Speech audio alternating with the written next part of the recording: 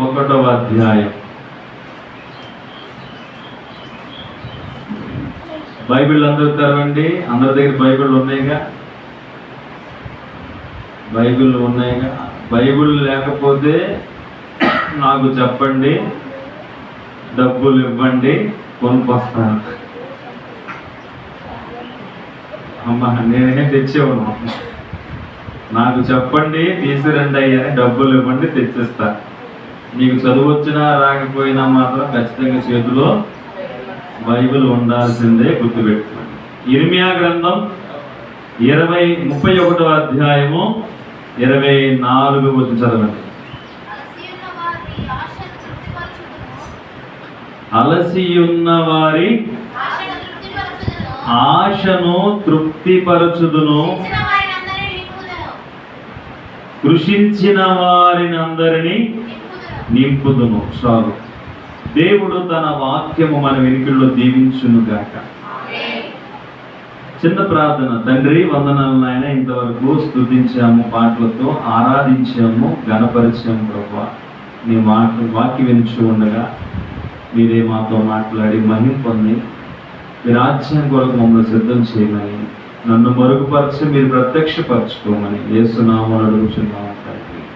ఆమేన్. క్రీస్తునందు ప్రియులారా, ఇర్మియా గ్రంథం 31వ అధ్యాయము 24 వచనం. 23 కూడా చదువుకుంటే ఇంకొంచెం మీకు బాగా అర్థమైతే చదువుతాం. చూడండి. ఇశ్రాయేలు దేవుడును సైన్యములకు అధిపతియు నాకు యెహోవా ఇలాగు సెలవిచ్చుచున్నాడు, చెరలో నుండి నేను వారిని తిరిగి రప్పించిన తరువాత యూదా దేశములోను దాని పట్టణములలోను జనులు, నీతి క్షేత్రమా, ప్రతిష్ఠిత పర్వతమా, యెహోవా నిన్ను ఆశీర్వదించునుగాక, నీవు మాట ఎక్కువ వాడుకుందురు, అలసిన వారి ఆశను తృప్తిపరచుదును, కృషించిన వారిని అందరిని నింపుదును. చెరలో నుంచి దేవుడు ఇశ్రాయేలును విడిపించిన తరువాత చెప్తున్న మాట ఏంటంటే, చెరలోకి ఎందుకు వెళ్ళారు వీళ్ళు? అసలు చెర అంటే ఏంటి? చెర అంటే ఏంటి? బానిసత్వం, బానిసలుగా ఉండడం చెర. వీళ్ళ స్వతంత్రం లేకపోవడం, వారిగా నిర్ణయాలు ఏమి తీసుకునే అధికారం వారికి లేకపోవడం, పైన వారు చెప్పింది చేయడం, అంతే. ఇది చెర. బానిసత్వంలో ఇశ్రాయేల్లో ఉన్నారు. వారిని దేవుడు చెరలోంచి విడిపించిన తర్వాత చెప్తున్నమాట, నేను వారి ఆశను తృప్తిపరచుదును. ఎప్పుడైతే ఒక మనిషి చెరకు గల కారణం ఏంటో తెలుసుకుంటే వారికి విడుదలిస్తాడు దేవుడు. ఒక శ్రమను బట్టి మనం బాధపడుతున్నాం కదా, ఆ శ్రమకు కారణం ఏంటో మనకు అర్థం అవ్వాలి. శ్రమ రావడానికి గల పరిస్థితులు ఏంటో నువ్వు గ్రహించాలి. మన ప్రమేయం లేకుండా, మన అజాగ్రత్త లేకుండా, మన తప్పు లేకోకుండా మనకి ఏ నష్టము జరగదని దేవుడు చెప్తున్నాడు. కాబట్టి క్రీస్తునందు ప్రియ దేవుని, మనం తీసుకునే నిర్ణయాలు, మనం చేస్తున్న స్నేహాలు, మనం మాట్లాడుతున్న మాటలు, మనం నడుస్తున్న నడవడిక వల్లే మనం చాలా మారులు చెరలోకి వెళ్ళిపోతున్నాం. బైబిల్ చెప్తున్న మాట, ఒకని మాటలు వారిని పట్టించును. ఎవరు పట్టించినమ్మా? ఒక వ్యక్తిని తప్పుగా, దోషిగా ఏది నిలబెట్టి వాని మాటలే వాడిని పట్టించినాయి. జీవ మరణములు 4 వశం. ఎవరి వశం అమ్మా? యెహోవా వశం ఉంది. 4 వశము పెట్టాడు అక్కడ. 4 వశములు ఉన్నాయి. నువ్వు బ్రతకాలన్నా, చచ్చిపోవాలన్నా, చావడానికి ఎదుగులాడుతున్నావు అంటే నీ నాలుక, నీ మాటను బట్టే నీకు ఆ పరిస్థితి వచ్చింది. గుర్తుపెట్టుకో. చెరలో ఉన్న ఇశ్రాయేలును దేవుడు విడిపించి ఇప్పుడు వారితో చెప్తున్న మాట, నేను వారి ఆశలను తృప్తిపరుస్తాను, కృషించిన వారిని నేను నింపుతాను. చెరలో ఉన్నప్పుడు తిండి లేక, ఆరోగ్యం లేక కృషించిపోయారు. వారిని నేను ఆరోగ్యంతో నింపుతాను, వారిని నేను దీవిస్తాను, వారు ఇంతవరకు ఒకరి చెప్పిన మాట విన్నారు, వారి ఆశలు లేవు, వారికి స్వేచ్ఛ లేదు. కానీ ఇక్కడి నుంచి నేను వారి ఆశలన్నింటినీ నేను తృప్తిపరుస్తాను, తీరుస్తానని చెప్తున్నాడు. మరి వింటున్నారా? ఆశలు ఉన్నాయా లేవా? ఒక మనిషిని బ్రతికించేది ఏంటనుకుంటున్నారు? ఆశే. దేవుడు నమ్మిన మనలో కూడా దేవుడు రేపు నాకు మేలు చేస్తాడు, దేవుడు నా ప్రార్థన వింటాడు, ఈ రోజు ఇలా ఉన్నా రేపు అలా ఉండను అని నీలో పుడుతున్న ఒక ఆశ నీకు నిత్య సంతోషమును ధైర్యాన్ని ఇస్తూ రేపటి దినానికి తీసుకెళ్తుంది. ఆశ లేకపోతే ఈరోజు చచ్చిపోతాం, మనం నిరుత్సాహంతో ఉండిపోతాం. కాబట్టి దేవుని పిల్లలారా, ఆశలు ఉండాలి, అవి అడి ఆశలుగా మారకూడదు. ఆశలు ఏమవకూడదు? అడి ఆశలు, నిన్ను పాడు చేసే ఆశలుగా నువ్వు ఉంచుకోకూడదు. నువ్వు తృప్తిగా ఉండడానికి నీ ఆశలు కారణమవుతాయి, నువ్వు తృప్తిగా లేకపోవడానికి నీలో పుడుతున్న ఆశలే కారణమవుతాయి. కాబట్టి నీ ఆశలు, నా ఆశలు, మన ఆశలు మనం తృప్తిపరిచేవిగా ఉండాలి. దేవుని పిల్లలారా, దేవుణ్ణి అడుగుతావు, కానీ అడిగడానికి ఒక హద్దు ఉండాలిగా. నువ్వు అడిగేది ఏంటో నీకు తెలియాలి కదా. కొంతమందికి ఆ జ్ఞానం కూడా ఉండదు. తెల్లవారేసరికి అయిపోవాలంటారు. ఎలా అడుగుతున్నావు నువ్వు? ఏ ఉద్దేశంతో అడుగుతున్నావు? వాళ్ళకు ఉంది మాకు ఇవ్వు. ఎలా అడుగుతున్నావు? వాళ్ళ నీతిని బట్టి దేవుడు వాళ్ళకి ఇచ్చాడేమో, నీకెందుకు? నీకెలా ఇస్తాడు? నీకు నీతి లేకపోతే ఎలా ఇవ్వగలుగుతాడు దేవుడు? వాళ్ళకు ఉంది నాకు ఇవ్వు, నాకు ఉండాలి అంటే చాలా మంది పట్టింపులు ఉంటారా? ఏమండి? తృప్తిగా లేని వారు తృప్తిగా ఉండడం కొరకు ఎన్ని రకాల పనులు చేస్తున్నాం మనం. ఎదుటి వారికి ఉన్నది మనకు ఉండాలని అనిపించినప్పుడు సమయానికి ఆ టైంకి ఎప్పుడో చదివితే పర్వాలేదు, కానీ రేపటి కల్లా మనకు అది వచ్చేయాలంటే ఏం చేయాలి? మన ఆశకి ఏమన్నా అర్థం ఉందా? అసలు ఆలోచన ఉండాలి కదా మనకి. వాళ్ళకు ఉపయోగం, వాళ్ళకి అవసరం, వాళ్ళ నీతిని బట్టి, వాళ్ళ యథార్థని బట్టి, ఒక్కొక్కరిని బట్టి దేవుడు ఏమి ఇవ్వాలో అది ఇస్తా ఉంటాడు. అంతేగాని వారిని బట్టి మనకు ఉండాలి, మనని బట్టి ఇంకోటికి ఉండాలనుకుంటే ఇది చాలా తప్పు విషయం దేవుని పిల్లలారా. కాబట్టి దేవుని నమ్మిన తర్వాత మన ఆశలు దేవుడు తృప్తిపరుస్తాడు, తృప్తిగా ఉంచుతాడు. నీ ఆశలు అడి ఆశలు కాకుండా, అవి హద్దుకు మించినవి కాకుండా చూసుకో. దేవుణ్ణి అడిగేటప్పుడు ఆలోచించి అడుగు. ప్రార్థన చేసేటప్పుడు నోరే కదా, ఒక మాటే కదా, డబ్బు కట్టాల్సి పనిలేదు, కానీ తొందరపడనబాగా, వదిలేబాగా మాటలు. మన మాటలకి విలువ లేకపోవడం, దేవుడు మనల్ని నమ్మలేకపోవడం గల కారణం ఏంటంటే మన మాటల వల్లే. మన మాటల వల్ల దేవుడు మనం నమ్మలేకపోతున్నాడు. దేవుడికి ఇచ్చే మాటలు నెరవేర్చుకోవడం వల్ల మన ఆశలు హద్దులో ఉండకపోవడం వల్ల, హద్దులేని మనం దేవుడి దగ్గరకు వచ్చి ప్రార్థన చేసి అది ఇచ్చే వాళ్ళకు దేవుడిని విసిగించడం వల్ల తృప్తి పడకుండా ఉంటున్నాం. ప్రియులారా, తృప్తి లేదు మనకి. దేవుడు ఇశ్రాయేలు చెరలోంచి విడిపించాడు. ఇప్పుడు అంటున్నాడు, నేను మిమ్మల్ని తృప్తిపరుస్తాను, నేను మిమ్మల్ని తృప్తిపరుస్తాను. ఇశ్రాయేలులారా, మీరు ఇంతవరకు బాధలో ఉన్నారు, ఇంతవరకు కృషించిపోయారు, వేదంతో ఉన్నారు, ఇప్పుడు బుద్ధి తెచ్చుకున్నారు, పశ్చాత్తాపడుతున్నారు, మిమ్మల్ని చెరలోంచి విడిపిస్తున్నాను, మీ ఆశలన్నీ నేను తీరుస్తాను. అసలు తృప్తి ఎవరికి ఉండదు? ఎవరికి ఉండదమ్మా? తృప్తి లేని వారు ఎవరు బైబిల్లో? మనకు అసలు ఇవాళ తిన్నది రేపు తింటున్నా, లేకపోతే వారం తర్వాత తింటున్నా, పోయిన వారం తిన్నానని తృప్తికుంటామా? మనకంటే భయంకరమైన వ్యక్తులు ఉన్నారు. మనం చాలా 99% దేవుడు మహాకృప బట్టి ఒక స్థితిలో ఉన్నాం. ప్రతిరోజు తృప్తి లేకుండా తినేవాడు చాలా మంది ఉన్నారు. తృప్తి, తినడానికి తృప్తి లేదు, వాడికి ఒక లిమిట్ లేదు. మరి కొంతమంది తింటారు, నిద్రపోతారు, నిద్రకి తృప్తి లేదు. నిద్రకి కొంతమందికి తృప్తి లేదు, ఇప్పుడు చూసిన ఆవలిస్తానే ఉంటారు. ఆ నోట్ల నిండా ఆవలింతలు ఉంటాయి అన్నమాట. కళ్ళు ఎప్పుడు మసగ్గా, మంపుగా, మూతలు పడతా. మాట్లాడుతున్న మూతలే, కూర్చున్న మూతలే, ప్రార్థనకు వచ్చిన మూతలు, బాకీ వినేటప్పుడు మూతలే. ఇంక ఏం కరువచ్చిపోయి వీళ్ళు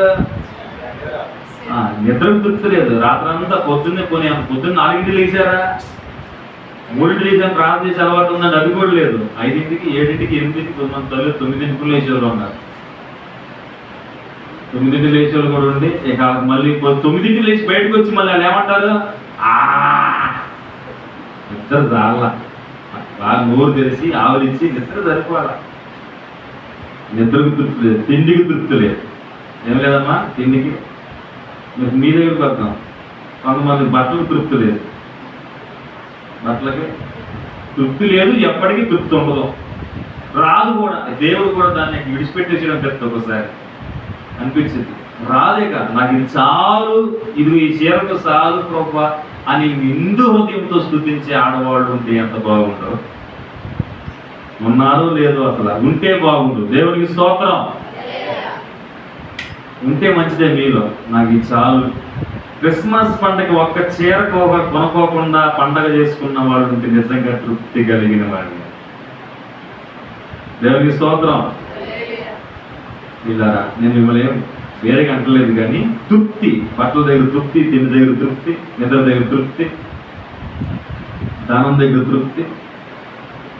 జలగకు ఇమ్ము అని 2 కూతుళ్ళు ఉన్నారట. ఎవరికే? జలగకే. 2 కూతురు పేర్లేంటి? వాడి పేర్లేంటి? ఇమ్ము అంటే ఎందుకు చెప్పాడు దేవుడు? అదే వాడి పేరు ఇవ్వు అని అర్థం అనమాట. ఎంతసేపు కూతుర్లు ఏమంటున్నాయి, అమ్మా ఇవ్వు, అమ్మా ఇవ్వు, అమ్మా ఇవ్వు, అమ్మా ఇవ్వు. మరి మనమే ఇచ్చేది ఎప్పుడు? కొంతమంది పెళ్ళిళ్ళు అయిన తర్వాత కూడా తల్లిదండ్రులు ఎంతసేపు పీడిస్తూ ఉంటారు. అందరూ కూతుర్లు అయిన వారు, ఆడపిల్లలు అయిన వారు, మరి వాళ్ళు కావాలని కంకణ కట్టుకుంటారు. ఏమి ఇచ్చావమ్మా, ఏం చేసావమ్మా, ఇంకివ్వు, ఇవ్వా, లేకపోతే ఒక ముసలికనే అక్కడ కారుతారు అనమాట. వెళ్ళేటప్పుడు ఒక్క ముసలికనేట వెళ్ళిపోతారు అంతే. ఇక గుండెలో అమ్మో మా అమ్మ ఏడుతుందని వెనక వస్తారు. వీళ్ళేక అప్పు చేసే తిప్పలు పడి మొత్తానికి అలా ఉందన్నది పరిస్థితి. ఖచ్చితంగా చూసారా, ఇవన్నీ కూడా ఏంటి చెప్పండి, నిష్ఠూరు పెట్టమే కదా. భర్త నిష్ఠూరు పెట్టేవాళ్ళు ఉన్నారు తృప్తి లేక. ఏం తెచ్చావయ్యా, ఏం పెట్టావయ్యా, మాకు అందరు పెట్టలేదు, నువ్వే తెచ్చి పెడుతున్నావు, పెద్ద మగోడివి. ఇది కూడా మాట్లాడతా, పెద్ద మగోడివి. ఎక్కడ మరి ఎవరు చెప్తున్నారు ఇక్కడ? నువ్వు పెట్టే రేషన్ బియ్యం కూడికి, ఏం బియ్యం, రేషన్ బియ్యం కూడికి. ఇది కూడా అంటున్నారండి. జరిగే మాటలు మిమ్మల్ని చెప్తా అనుకుంటారేమో. లేదు లేదు, దేవునాత్మతో చెప్తున్నాను. తృప్తి లేని ఆడవాళ్ళు, భర్తని కించిపరిచేవాళ్ళు. మా గురించి చెప్తున్నా. ఎవరమ్మా నువ్వు లేకపోతే ఏంటంట, ఇంకోళ్ళు చేసుకోలేమా అనేవాళ్ళండి. ఇంకోళ్ళు రారకుండా అంటే అసలు నువ్వు చేసుకోవాల్సిన వ్యక్తి కాదు నేను, నీ మొహం నా తగలడింది అని తృప్తి లేకుండా మాట్లాడే వీళ్ళు ఎంతమంది ఉన్నారు చెప్పండి? తృప్తి ఉంది వీళ్ళకి. నేను అనుకుంటా ఉంటాను, ఏదో పైకి అంటాం కానీ ఒక్కసారి ఎవరు చెప్పారండి, ఎవరు మీసాలు వచ్చిన మగోడైనా కానీ, ఎవరమ్మా మన జరుగుతే ఎవరు, మ్యాథ్ చేసే కదా. ఒక ఎంత జ్వరం వచ్చినా కానీ ఆమె లేచి పనులు చేసిన హాస్పిటల్కి వెళ్ళొచ్చిందంట ఆమె గారు. ఎవరు? ఆడానే. వీడికి జ్వరం వచ్చిందంటే కనీసం మంచం కూడా దిగాడంట, వణికిపోతాడు అమ్మో అమ్మో అని. వీడికి మరి మీసాలు ఎంత ఉంటాయి? ఎక్కువ ఉంటాయి. మీసాల మీద నిమ్మకాయ నిలబెడతారంట మగవాడు. ఆడది లేకపోతే ఒక్క పని కూడా పురుషుడు చేయలేడు. ఇంకో సైన్సిస్ట్ చేయలేరా, దాన్ని ఏమంటారు, శాస్త్రీయంగా కూడా సైంటిఫిక్గా ఒక విషయం ఏంటంటే, భార్య ముందు చనిపోతే భర్త ఎక్కువ కాలం బ్రతకలేడంట. భార్య ముందు చనిపోతే భర్త ఎక్కువ కాలం బ్రతకలేడు. బ్రతికినా కానీ కుళ్ళి బ్రతుకుతాడు అనమాట. బాధను కూడా బ్రతుకుతాడు, ఎందుకంటే ఆదరించేవాళ్ళు లేరు కదా. కాబట్టి పని ఇంకో విషయం, భర్త లేకపోయినా కానీ బాగా బ్రతకగలిగింది ఎవరు? భార్య బ్రతక. ఆ ధైర్యం ఇచ్చాడు. చెప్పండి, మట్టి ఎవరు? ఆదాము. ఎముకెవరు? అమ్మ. మట్టి ఎవరు? ఆదాముకి అర్థం ఏంటి అనుకున్నారు? మన్ను. నువ్వు మన్నులో తీయబడ్డావు కనుక మళ్ళీ మన్ను అయిపోతావు. ఎర్రని వాడు మన్ను అని అర్థం, మన్ను అయిపోతావు. కాబట్టి దేవుని పిల్లల తృప్తి లేకపోవడం, ఈరోజు దేవుని మందిరంకి వచ్చిన తర్వాత మనం తృప్తి లేని వారికి ఉండొద్దు. దేవుని బట్టి తృప్తిగా ఉండాలి. ఇచ్చిన పరిస్థితిని బట్టి, ఇచ్చిన వాటిని బట్టి, ఉన్న రూపాయిని బట్టి, ఉన్న ఆహారాన్ని బట్టి, ఉన్న వస్త్రాలను బట్టి, నీకు ఇచ్చినటువంటి నీ కుటుంబ వ్యక్తులను బట్టి నువ్వు తృప్తిగా లేకపోతే దేవుడు మళ్ళా మన చెరలో తీసుకెళ్ళిపోతాడు. జాగ్రత్త. ఎక్కడ తీసుకుపోతాడు? మళ్ళీ ఎక్కడి నుంచి వచ్చి వాడికి వెళ్తాం అంతే. చెరలో దేవుడు తీసుకొచ్చి తృప్తిగా ఇస్తాను రా బాబు అంటే నువ్వు తృప్తిగా ఉండకపోతే వాళ్ళు తృప్తి లేదు. అందుకనే దేవదూతలు తినే ఆహారం పేరేంటి? మన్నా. అది మనుషులు తినే ఆహారం కాదు. అది పరలోకంలో దూతలు తినే ఆహారాన్ని దేవుడు ఎవరికి పెట్టాడు? ఇశ్రాయేలుకి పెడితే అవి తిని వీళ్ళేమంటున్నారు? తృప్తి లేకుండా మాట్లాడతారు, గొణుకుతున్నారు. ఇలా మాంసాలన్నిటిలోకెల్లా రుచికరమైన మాంసం పూరేడు మాంసం, పూరేడు పెట్టలు ఎంత ఆరోగ్యమో, ఎన్ని ప్రోటీన్స్ ఉంటాయంట ఆ పూరేడు మాంసంలో. అంత బలమైన కొవ్వు కలిగిన పక్షులను ఒక తూర్పు గాలి పంపించి ఇశ్రాయేల్ 40 లక్షల మంది ఇళ్లలో పాడెంలో గుమ్మాల ముందు కుప్పలు పడిపోయినాయి అంట తెల్లారేసరికి. ఇక చూసు పండగ కాల్చుకోవడం తింటాం, వండుకున్న పని లేదేక కాల్చుకుంటూ పీక్కుంటూ తింటమే. తింటానే ఉన్నారు. లోపల అరగట్లా ఇంకా తింటానే ఉన్నారు. వాళ్ళకి అంత తృప్తి లేకుండా తిని పళ్ళల్లో ఇరుక్కున్న మాంసం కూడా తీసుకునే టైం లేకుండా ఇరుక్కుని తేరాడుతున్నాయి అంట పళ్ళకి. అప్పుడు ఎవరి కోపం వచ్చింది? దేవుడు. అంటే ఎందుకని? మాంసం ఇచ్చింది వీళ్ళు తిని ఎక్కసమై వీళ్ళారా భయంకరంగా ప్రవర్తిస్తున్నారు. దేవుడి కోపం వచ్చి వారు తిన్న మాంసం వారి పళ్ళల్లో ఉండగానే వారిని మరణానికి అప్పగించాడు, సంహరించాడు. దేవుని పిల్లల తృప్తి కలగడం చాలా మంచి విషయం. ఏమా అయ్యా వింటున్నారా? తృప్తి కలిగి ఉన్నాం. తృప్తి లేకుండా ఎవరు ఉంటారు చెప్పండి? ఇప్పుడు తృప్తి లేని వారి గురించి కొన్ని మాట చెప్తా చూడండి. కదా ఎవరు తృప్తిగా ఉండరో, ఎందుకు తృప్తిగా ఉండరో, ఎవరు తృప్తిగా ఉండరో, ఎందుకని తృప్తిగా ఉండరు? బైబిల్లో చూద్దాం. చూడండి, హోషేయ గ్రంథం, బైబిల్లోంచి పాత నిబంధన గ్రంథం హోషేయ. ఎక్కడుంది అది? హెజ్కేలు, దానియేలు, హోషేయ, యోవేలు, ఆమోసు. మీరే చెప్తారా గారు? మేము చెప్తాం, ఆగన అనరే. చదవండి. హోషేయ గ్రంథం 4వ అధ్యాయము 10వ వచనం చదవండి. అందరూ తీసారా? అందరూ తీయమంటే ఒక్క నిమిషం. పేజీ నెంబర్ చెప్పమ్మ అందరికి. 746వ పేజీ. హోషేయ గ్రంథం 4వ అధ్యాయం 10వ వచనం చదవమ్మ. ఇప్పుడు వారు యెహోవాను లక్ష్య పెట్టుట మానిరి కనుక వారు భోజనము చేసినను తృప్తి పొందకుందురు, అభివృద్ధి నందుకు. చాలు దేవుని పెట్టులారా. వారు యెహోవాను లక్ష్య పెట్టుట మానిరి. మీకు అర్థమైంది? ఇప్పుడు మనిషిలమైన మనకు దేవుని దగ్గరకు వచ్చిన తర్వాత తృప్తిగా ఉండలేకపోతున్నామంటే కారణం ఏంటంటే దేవుని సందుకు వచ్చి నువ్వు ఎవరు లక్ష్య పెట్టట్లా? అది విషయం. వచ్చింది దేవుని దగ్గరికి, దేవుడు చెప్పింది నువ్వు వెంటలా. దేవుని సందుకు వచ్చి దేవుడి మాట ధిక్కరిస్తున్నాం మనం. యెహోవాను లక్ష్య పెట్టట్లేదు. దేవుడు చేయమన్న దాన్ని చేయట్లా, దేవుడు చేయవద్దు అన్నదాన్ని చేస్తున్నాం.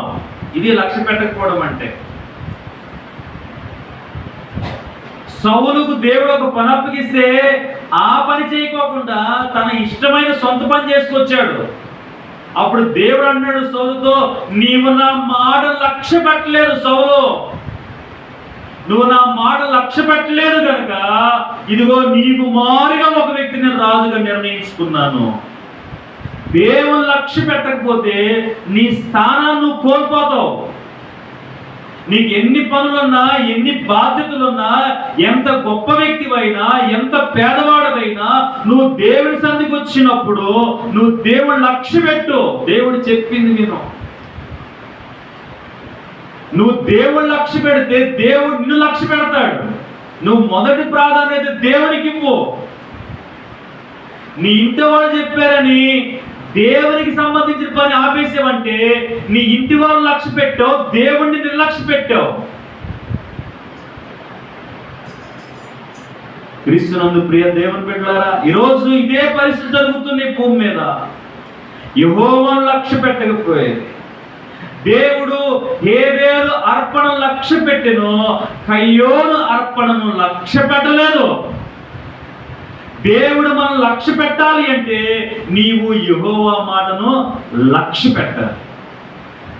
ఎందుకు తృప్తి లేదు మనకి? వాడు భోజనం చేసినా తృప్తి లేదండి. అక్కడ రాయబడి పడదేగా, పానం చేసినా భోజనం చేసినా తృప్తి లేదు. వారు పాపం చేస్తా ఉన్న తృప్తి లేదంట, పాపంలో కూడా తృప్తి లేదు. ఈరోజు నిజమే కదా, మనం కళ్ళతో చూసేదానికి తృప్తి లేదు, తింటున్న నోటితో తినడానికి తృప్తి లేదు, దేహం మీద కట్టుకుంటున్న వాడికి తృప్తి లేదు, శరీరంతో చేస్తున్న పాపానికి కూడా మనకు తృప్తి లేకుండా పోయింది. ఈరోజు మనుషులమైన మనకి తృప్తి లేదు. క్రీస్తునందు ప్రియ దేవుని బిడ్డలారా, యెహోవాను లక్ష్య పోవడం వల్ల, లక్ష్య పెట్టకపోవడం వల్ల మనము ఏది తిన్నా, మంచం మీద పడుకున్నా నిద్ర రాదు. ప్రియ దేవుని బిడ్డలారా, చల్లడి ఏసీ వేసుకున్నా నిద్ర పట్టదు, తినడానికి మంచి ఆహారం కడుపు నిండా తిన్నా అరగదు. ఇదే తృప్తి లేకపోవడం అంటే. ఒకవేళ ఇలా మీకు లేకపోతే మనందరం ధన్యులమే. దేవునికి స్తోత్రం. నువ్వు లక్ష్య పెడుతున్నావు అని. కొంతమందికి అదేంటో రాళ్ళు తిన్న అరిగిపోతాయి. ఏంటి రాళ్ళు తిన్నా మళ్ళీ 4 గంటలకు మళ్ళీ ఆకలేసింది. దర్శనం బాగున్నాయి అన్నమాట. మా నాన్నకి అంతే, దైవజనుడైన మా నాన్నకి పొద్దున్నే 6-7ంటికి టిఫిన్ చేస్తారు మా అమ్మ మా నాన్న. కరెక్ట్గా 12:30-2 గంటలకు భోజనం చేసేస్తారు. మళ్ళీ సాయంత్రం 6-7ంటికల్లా భోజనం చేస్తారు. ఒకవేళ ఆ రోజు స్పెషల్ డే అనుకుంటే ఉపవాసం ఉంటారు, ఇదంతా టిఫిన్ చేసి తిని నైట్ పూట. కానీ వాళ్ళకి చక్కగా ఏ రోజు గ్యాస్ డబ్బులు కానీ మన నాకులాగా తేపడం, నాకు తేపులు, గ్యాస్ తేపు ఎట్లా ఉండదు ఆయన గారికి ఆరోగ్యం. కాబట్టి ఏమ్మా అది కాబట్టి యెహోవాను లక్ష్య పెడితే తృప్తిగా ఉంటాం. లక్ష్య పెట్టకపోతే దేవుణ్ణి లక్ష్య పెట్టకపోవడం ఏంటి? ఆ మందిరానికి వెళ్దాంలే ఏమా, అయ్యారు 10ంటికి అన్నారు, 10ంటికి రారు అయ్యారు ఆయన విజయవాడ ముగించుకుని వచ్చేసరికి కింద మొదలెడతారు. పాటలు పాడతాం, పాటలు అయిపోయినాయి, వెళ్దాం. పాటలు కూడా అవసరం లేదు, ఆరాధన స్టార్టింగ్ అనుకున్నారు అనుకోండి, మనం ఏం చెప్తున్నాం? నిర్లక్ష్య పెడుతున్నాం. బుధవారం కూడికి అందరు రారు, ఆ శనివారం అలా వచ్చి కూర్చుంటారు, మిగతా వాళ్ళు ఎవరు రారు. శనివారమా అంతే, శనివారం కూడా అంతే. ఎందుకు? ఆదివారం 4 కనపడతారు, ఆమో చూసి కాసేపు కూర్చొని వెళ్ళొచ్చు. శనివారం బుధవారం ఎందుకు? విజ్ఞాన ప్రార్థన అంట. అయ్యగారు చేపిస్తారు ప్రార్థన, అందరు ఏకీభవించమంటాడు. 2 గంటలు పడుతుంది, 11 గంటలతో కూర్చొని ప్రార్థన చేస్తాం. అసలు ఏడ కూర్చుంటాం? కాసేపు నిద్రపోతే ఆరోగ్యం కానీ మొదటిని పడుకుంటే ఎంత బాగుంటుంది. టైం వేస్ట్, నిద్రపోకుండా అని అనుకున్నావు. ఏం చేస్తున్నావు చెప్పండి? నిర్లక్ష్య పెడుతున్నావు దేవుడిని. మీకు భయం కలగదు ఈ మాట వింటున్నప్పుడు. మీరు వినటం కోసం చెప్పట్లా, భయపడతారని చెప్తున్నాను. దేవుని నిర్లక్ష్య పెడుతున్నారు, దేవుని సన్నిధిని నిర్లక్ష్య పెడుతున్నారు, ప్రార్థన సమయాన్ని నిర్లక్ష్య పెడుతున్నారు. అందుకే మనము దేవుడు తృప్తిగా బ్రతకలేకపోతున్నాం. మొదటి మాట గుర్తుంచుకోండి. చెప్పండి, యెహోవాని లక్ష్య పెట్టకపోవడం వల్ల అమ్మా ఏమవుతుంది? మనం తృప్తిగా ఉండలేకపోతాం. రెండో మాట చదవండి అమ్మా. అయ్యా రెండో మాట చదువు బాబు. ఎక్కడ ఉంది? మేకా గ్రంథం, పాత నిబంధనలోని పక్కన చూడయ్యా. మేకా గ్రంథం 6వ అధ్యాయం. యోనా తర్వాత ఏంటిది? యోనా తర్వాత ఏంటి? హోషేయ, యోవేలు, ఆమోస్, ఓబద్యా, యోనా, మీకా. 6వ అధ్యాయం 14 చదవండి అమ్మా.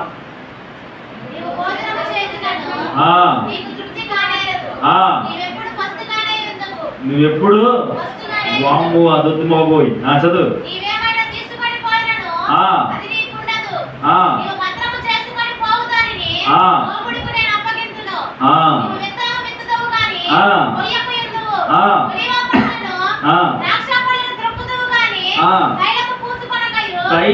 పూసుకొనకయు ద్రాక్షరసం పానము చేయకయుందు.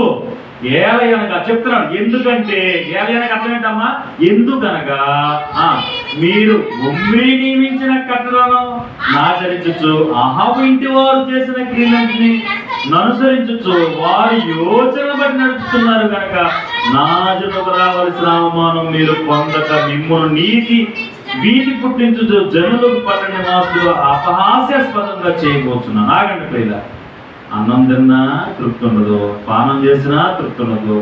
నూనె ఒలివ నూనె తింటారంట, తైలం పూసుకున్నా తాగకుండదంట. ద్రాక్షారసం పానం చేసినా ద్రాక్షారసం తాగినట్టు నీళ్లు తాగినట్టు ఉండదంట. జ్వరం వచ్చినప్పుడు కనుక ఏది తిన్నట్టు ఉండదు, చెత్తలాగా అట్ట అనమాట. తృప్తి లేదు, నాలుగు మీద రుచి మొక్కలు చచ్చిపోయాయి అనమాట. జలుబు చేసినప్పుడు రుచి తెలిసిద్దమ్మా, వాసన తెలిసిద్దా? జలుబు చేసినప్పుడు వస్తే పర్వాలా, కానీ ఇంకా బతినంత కాలం జలుబు చేసేటప్పుడు ఎట్టుంటది? కోడి మాసం కూర వండుకున్నా పచ్చడి వాసనట్టుగా అందరూ ఎట్టుంటది? వాసన తెలియట్లా. మసాలా వేసేవా, మరి ఏంటి వాసన రావట్లేదు? రాదు. ఏదో సరి పూజవుతానేంటి, నాలుగు మీద వేసుకున్న రుచి తెలియట్లా. ద్రాక్షారసం అనేది ఏంటి, నీళ్ళలాగా ఉన్నాయి, రుచి తెలియదు. కారణం చెప్పాడు అక్కడ. ఏంటి చెప్పమంటారా? మీరు ఒమ్మిరి యోచన బట్టి నడుస్తున్నారు, అహాబు చేసిన క్రియలను బట్టి నడుస్తున్నారు. అంటే అర్థం ఏంటి చెప్పమంటారా? మనుషుల యోచన బట్టి నడుచుకుంటున్నారు. మీరు మనుషులు చెప్పింది చేస్తున్నారు, దేవుని యోచన పక్కన పెట్టేసే. అందుకనే మీరు తృప్తి లేకుండా ఉన్నారు. అమ్మ వింటున్నారా? మనుషులు చెప్పింది చేస్తున్నాం, మనుషుల యోచన బట్టి నడుస్తున్నాం మనం.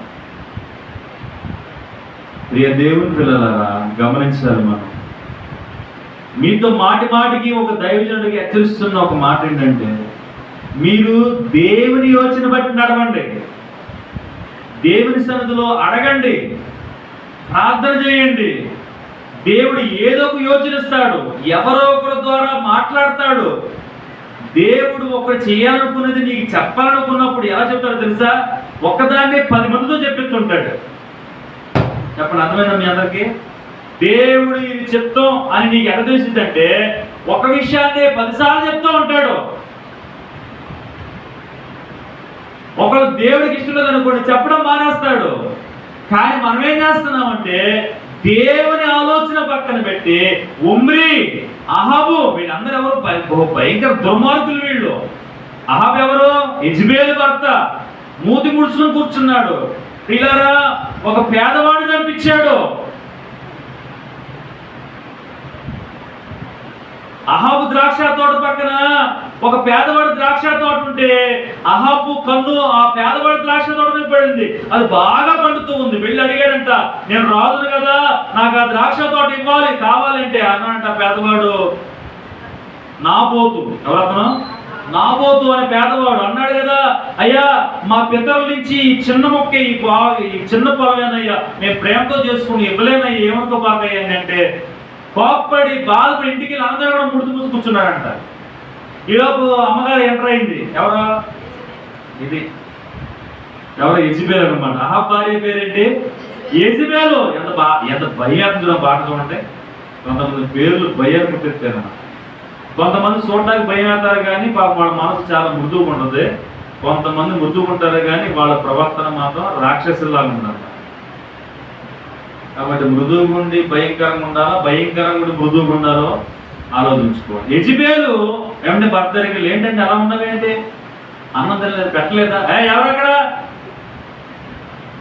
రాజుగారికి అన్నం పెట్టామమ్మా తింటలా. ఏంటి, ఏమైందయ్యా చెప్పు, నాకు చెప్పు, మనసులో పట్టి చెప్పు. వాళ్ళు అడుగుతారు కదా, భర్త దగ్గర ఉన్న సీక్రెట్స్ లాగాలంటే భార్యలే ఏమా తెలుసుకుంటారండి. కానీ వాళ్ళ దగ్గర సీక్రెట్ ఒక్కరు మాత్రం చెప్పరు. వాళ్ళు దాచిన డబ్బులు చెప్పరు, వాళ్ళు అనుకున్న మాట చెప్పరు, వాళ్ళ అమ్మలు చెప్పే మాట ఇక్కడ చెప్పరు. కానీ ఈ పాపం పిచ్చోవడం కదా, పాపం ఏ మాట తుర్రు చెప్పారు. అంతేనండి. కొంచెం ప్రేమతో మాట్లాడితే భర్త నేను చెప్పి మీరు చెప్పారని కాదు, అది దేవుడు ఇచ్చిన వరం అంటాడు. అంతే, వరాలు ఇచ్చాడు కొన్ని వరాలు. బైబిల్లో బహుమానం అని చెప్పన్నా ఒకసారి చెప్తారు వాక్యం. 3 బహుమానాలు ఇచ్చాడు దేవుడు. ఒకటి భార్య, 2 పిల్లలు, 3 సంతోషం. చెప్పండి, దేవుడిచ్చిన బహుమానాలు ఏంటి? ఒకటే భార్య బహుమానం, 2 పిల్లలు, 3 సంతోషం. ఈ 3 బహుమానాలు దేవుడిచ్చాడు. ఈ బహుమానాలు డబ్బుతో వచ్చేవి కాదు, ఎవరు ఇస్తే వచ్చేవి కాదు, దేవుడిచ్చింది అన్నమాట. యజబెల్ అడిగింది ఏంటంటే అంటే చెప్పాడు, ఇదిగో నాబోతే నువ్వు మౌనం ఉండు, అనంతిను నేను చెప్తా ఆడు పని అని చెప్పి వెళ్ళిపోయి 2 మనుషులు తెప్పించి అబద్ధ సాక్ష్యం పెట్టించి వాళ్ళతో అబద్ధం చెప్పించి నాబోతు మీద తప్పు మోపించి ఆ ద్రాక్ష స్వాధీనం చేసుకుని నాబోతుని చంపించింది. ఇప్పుడు చెప్పండి, అహాబ్ ఎవడో ఒక దుర్మార్గుడు అయిన భార్యకు భర్తగా ఉన్నాడు, ఈడు కూడా దుర్మార్గుడే.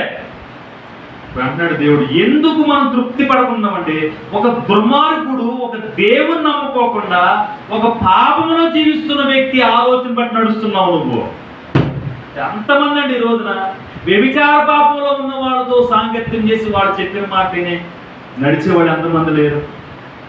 విగ్రహారాధన చేస్తూ నిజదేవుడు కాదని తెలిసినా కానీ అదే చేస్తూ ఉన్నటువంటి నిజదేవుడు తెలుసుకున్న నీవు పిల్లరా ఒక అన్యుడు చెప్పే విధంగా నడుస్తూ ఉన్న పరిస్థితులు ఎంతగా లేవు చెప్పండి. యోచనలో, ఆలోచనలో నీవు దేవుని వాక్యమును లక్ష్య పెట్టట్లేదు, నువ్వు మనుషులను లక్ష్య పెడుతున్నావు. ఒమ్రీ ఒక భయంకరమైన రాజు, ఇతను కూడా జిమ్రీ, ఒమ్రీ, అహాబు. క్రీస్తునందు ప్రియ దేవుని బిడ్డలారా గమనించాలి, మనుషులు నియమించిన వారిని అనుసరించు వారు తృప్తిగా, చెప్పండి, తృప్తిగా ఉండలేరు. మొదటి మాట ఏం చెప్పాను? యెహోవాను లక్ష్య పెట్టని వారు తృప్తిగా ఉండలేరు. రెండవదిగా మనుషుల మాటలను లక్ష్యముంచి మనుషుల ఆజ్ఞలు చేసి ప్రకారం నడుచుకుంటూ దేవుని విడిచిపెట్టేవారు తృప్తిగా ఉండలేరు. ఈరోజు మీరే పరీక్షించుకుందాం, నేను కూడా పరీక్షించుకుంటాను, మనం ఎలా ఉన్నామో ఒకసారి ఆలోచించుకోవాలి. ఇంకో మాట చూద్దాం. అగ్గై ఎక్కడ ఉంది? అగ్గై, జగ్గయ్య గారు. అగ్గై, నహూము, హబక్కూకు, జఫన్యా, అగ్గై, జకర్యా, మలాకి. అగ్గై గ్రంథం 1వ అధ్యాయం 6వ వచనం. మీరు విస్తారముగా విత్తినను మీకు ఎంత పడుతుందంట? ఏంటది? ఎకరం పొలం వేసిన అరాకరం వచ్చింది, అరాకరం పోయిందంట. చూసావా? ఇదే చదువమ్మా.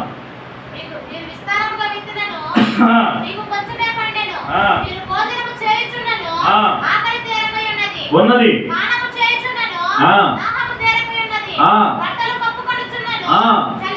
చలి ఆగకున్నది, పనివారు కష్టము చేసి జీతము సంపాదించుకుని జీతము చినిగిపోయిన సంచులో వేసినట్టుగా ఉన్నది.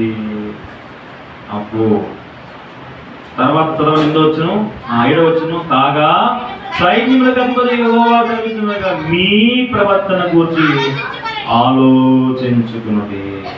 ఎందుకు అంటే పైన ఇంకో చదువుతాం చూడండి. ఎందుకు? ఇప్పుడు మీకు ఆట అర్థమైందమ్మా. మీరు విస్తారం విత్తనం ఎంత పండిద్దమ్మా?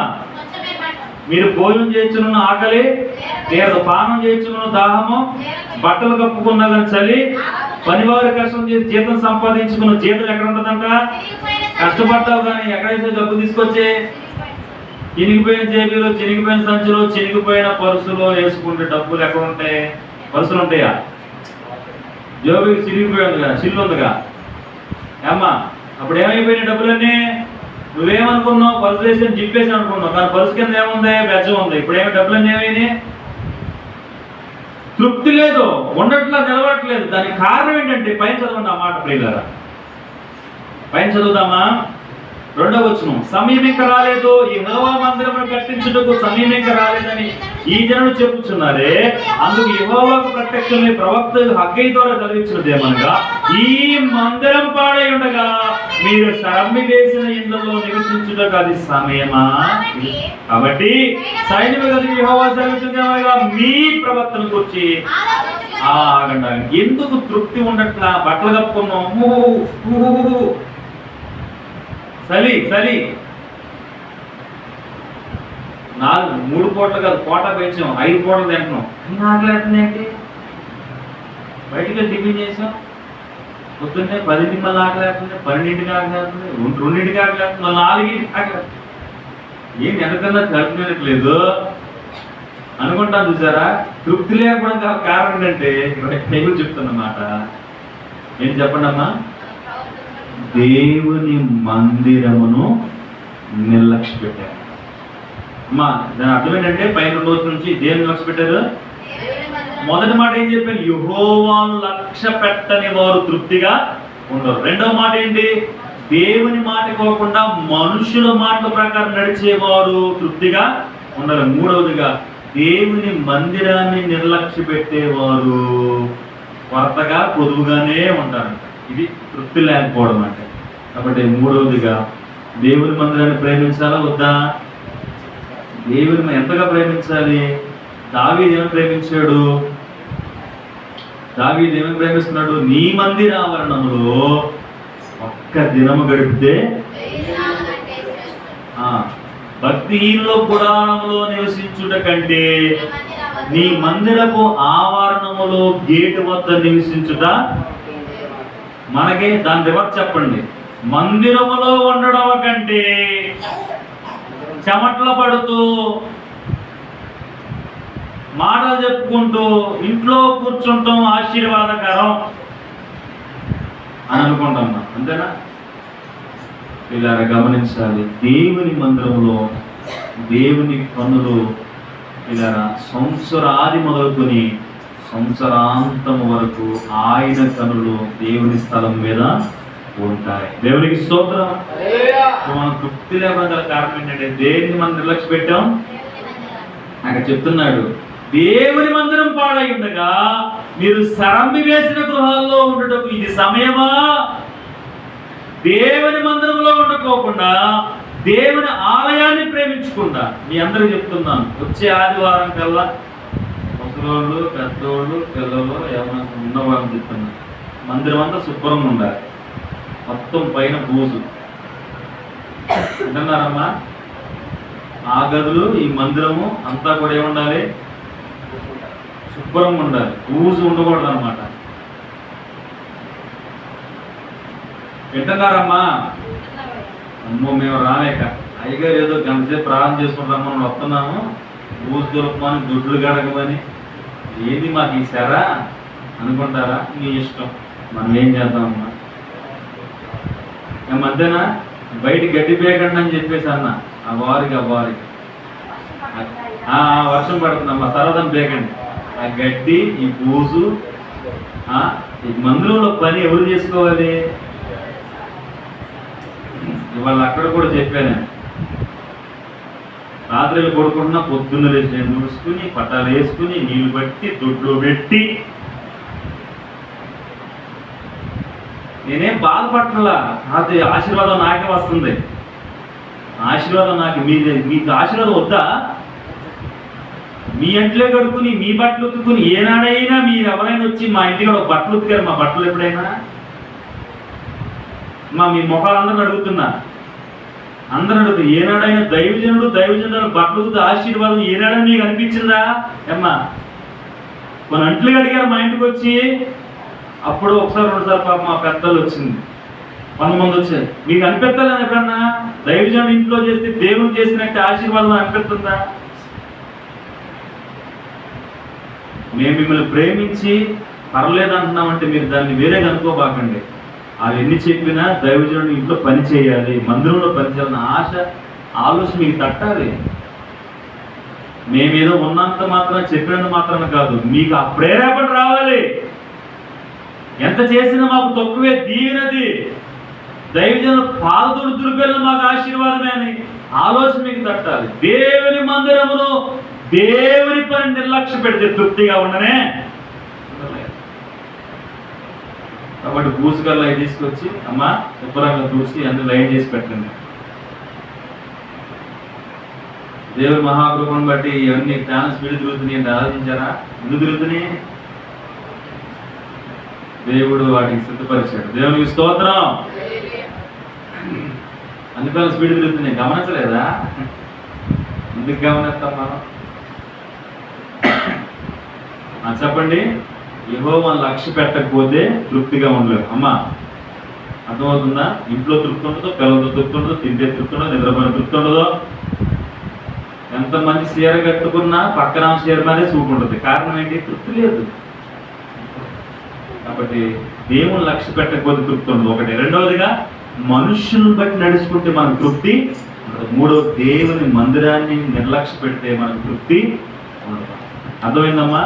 ఎవరు తృప్తిగా ఉంటారో ఒకటి రెండు మాటలు చెప్పి ముగిస్తాను. మొదటి మాట 34 అధ్యాయం కీర్తనం 3 మాటలు చెప్పా. తృప్తి లేని వారు ముగ్గురు, 3 విషయాలు చెప్పాను. 3 విషయాలు బట్టి తృప్తి కలిగిన వారు ఎవరు తృప్తిగా ఉంటారు చూడండి అన్నమాట.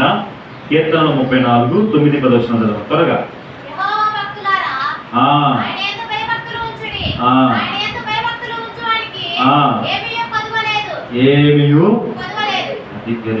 అంటే తృప్తిగా ఉంటారని పొదువా లేదు.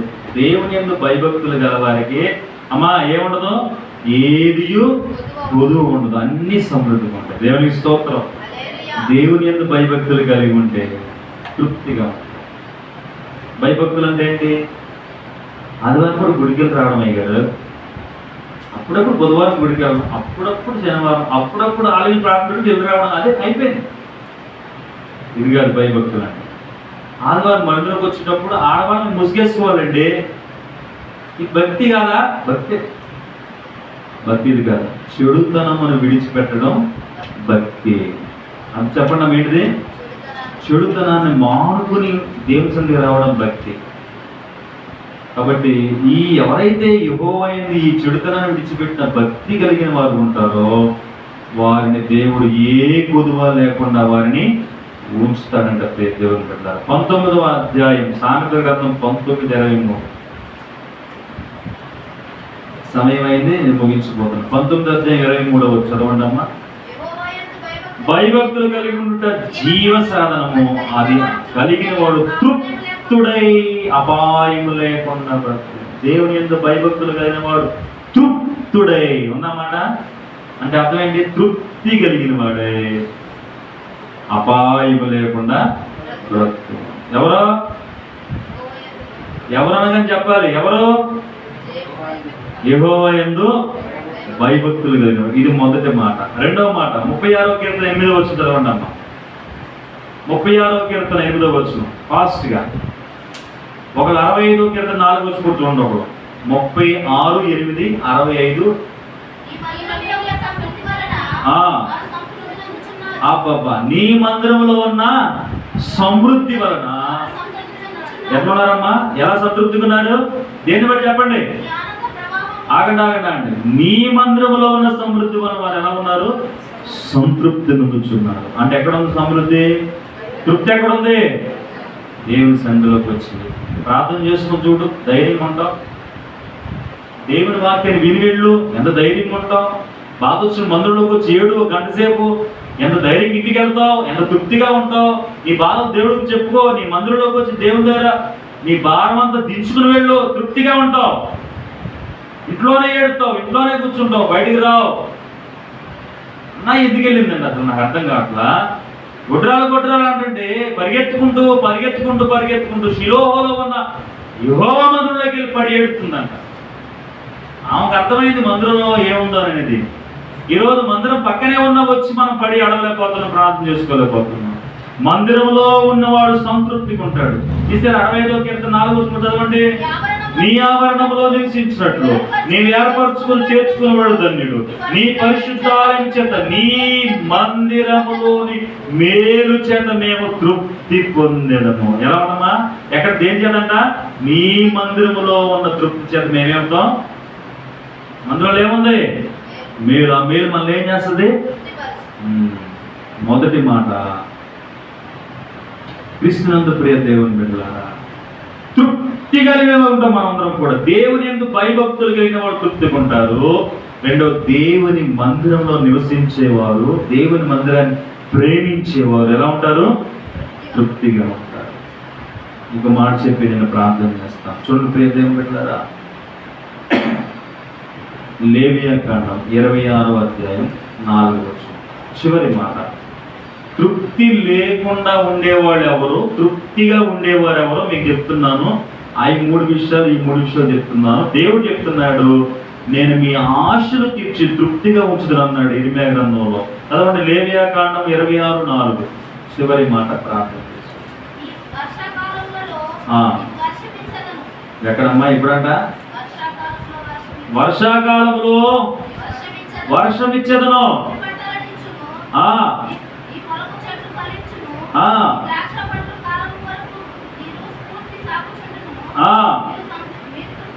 మీరు తృప్తిగా భుజించి మీ దేశము నిర్భయముగా నివసించెదరు. 3వ చూడండి, మీరు నా కట్టలను బట్టి నడుచుకుని నా ఆజ్ఞలను ఆచరించి వాటిని అనుసరించి ప్రవర్తించిన యెడల మీరు తృప్తిగా ఉందురు. 4వ వచనం చెప్పబడుతున్నమాట. ఇప్పుడమ్మా దేవుని మాటలు విని అనుసరించి ఆచరించి దాని ప్రకారం నడిచిన యెడల మనం ఎలా ఉంటాం? తృప్తిగా ఉంటాం. 3 మాటలు చెప్పి, ఒకటి భయభక్తులు కలిగిన వారు తృప్తిగా ఉంటారు. రెండవదిగా దేవుని మందిరాన్ని ప్రేమించి దేవుని మందిరంలో నివసించువారు తృప్తిగా ఉంటారు. మూడవదిగా ఆయన మాటలు విని అనుసరించి నడుచువారు తృప్తిగా ఉంటారు. అందుకే చెప్పాడు ఇర్మియా గ్రంథంలో, చెరలో ఉన్న వారిని బయటకు తీసుకొచ్చిన తర్వాత వారి ఆశలు తీర్చి తృప్తి పరుస్తాను, కృషించిన వారిని నేను నింపుతాను, వారిని విడిపించాను, వారిని తృప్తిపరుస్తాను. నా ప్రియ దేవుని బిడ్డలారా, ఈరోజు నిజంగా మన అంతరాత్మ ఒకసారి పరీక్షించుకోవాలి. నీవు తృప్తిగా ఉన్నావా? ఏ విషయం తృప్తిగా లేవు? నీవు దేన్ని బట్టి కొదవగా ఉన్నావని బాధపడుతున్నావు? ఎవరైనా చూసి బాధపడుతున్నావా? నిజంగా నీకు అది లేదని తృప్తి లేకుండా దేవుడు ఇచ్చిన అది అనుభవించుకోవడం వల్ల తృప్తిగా ఉన్నావా?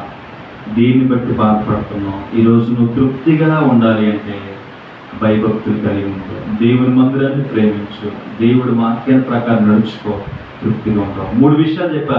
ఎవరు తృప్తిగా ఉండరు అని చెప్పాను?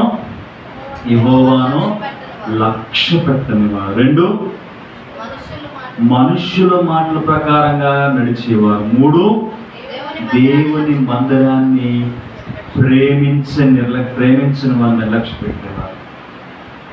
దేవుని బిడ్డలారా, మనం పరీక్షించుకొని ఈరోజు దేవుడిచ్చే తృప్తిని పొందుకున్నాం.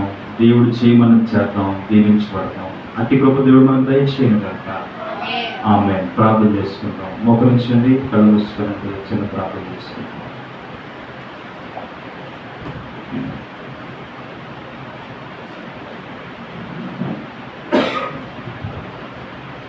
చిన్న ప్రార్థన.